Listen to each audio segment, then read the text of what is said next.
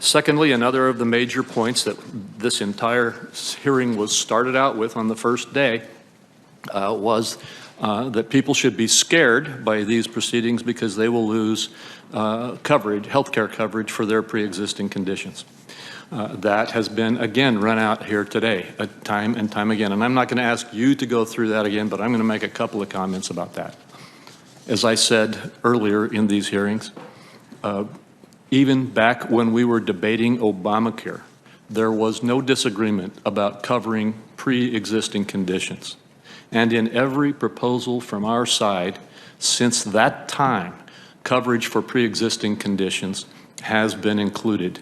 It is not something that there is an effort to or a willingness or a desire to eliminate in terms of protection, and it is not at risk in the Supreme Court case, as you have, I think, very clearly described in your testimony, Judge Barrett.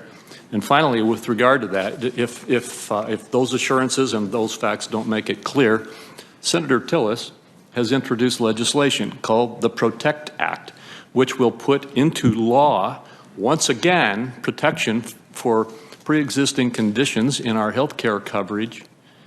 And every one of my colleagues on the other side of the aisle voted no, to stop that from moving forward. It's there. The bill, the PROTECT Act, is in the Senate. We can vote on it if we can just get permission to proceed to it from our colleagues. So this notion that pre-existing conditions is somehow at jeopardy is simply rolling out yet again in this campaign cycle, another one of the arguments that doesn't hold water.